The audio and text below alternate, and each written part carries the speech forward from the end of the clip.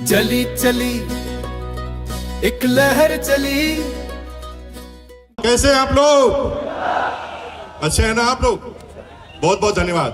देखिए, रूपांतरण, रूप को बदलना, क्या पहले वाले रूप को बदला जा रहा है? तो मैं बता दूं कि पहले वाले रूप को अब बताया जा रहा है।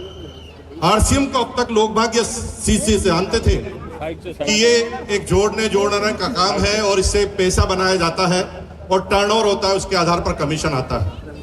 जबकि आरसीएम एक ऐसी क्रांति है जो हिंदुस्तान के कोने कोने में एक भी डिस्ट्रिक्ट और एक भी तहसील पूरी इंडिया में ऐसी नहीं है जहां पर आरसीएम का परचम नहीं है।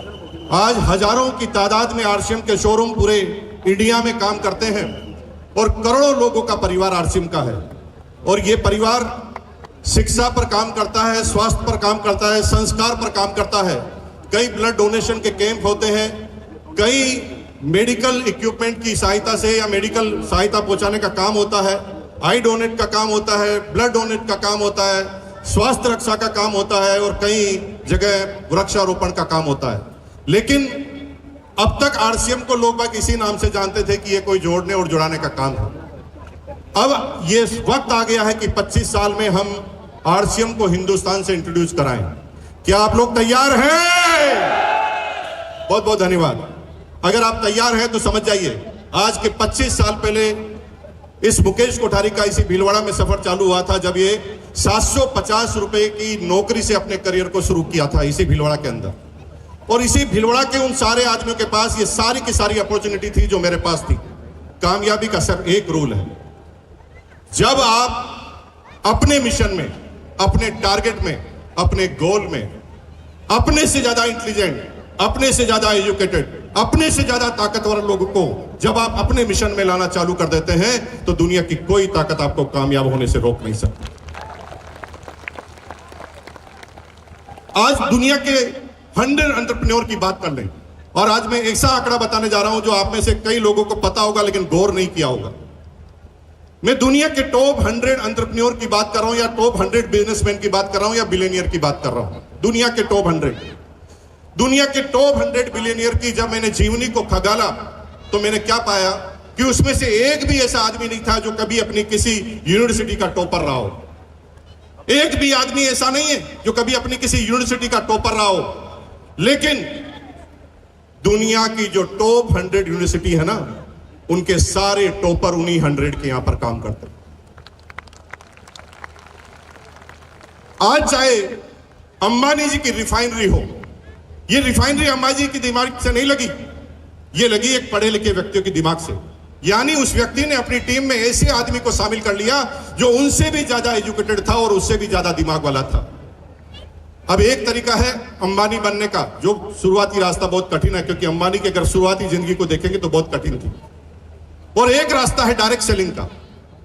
डायरेक्ट सेलिंग ही एक ऐसी चीज है जहां पर आप अगर आ जाते हैं तो पहला फायदा यह होता है कि अब पूरी दुनिया में आपसे ऊपर कोई जुड़ नहीं पाएगा, क्योंकि कंपनी बार बार एक बात कहती है, हु इज योर स्पॉन्सर, आपका स्पॉन्सर कौन है। वो कभी भी ये नहीं कहती कि आप किसके ऊपर जुड़ेंगे। यानी अगर आप एक बार डायरेक्ट सेलिंग की किसी कंपनी में आ जाते हैं, अब पृथ्वी का कोई भी इंसान आपके ऊपर नहीं जा सकता। हेलो,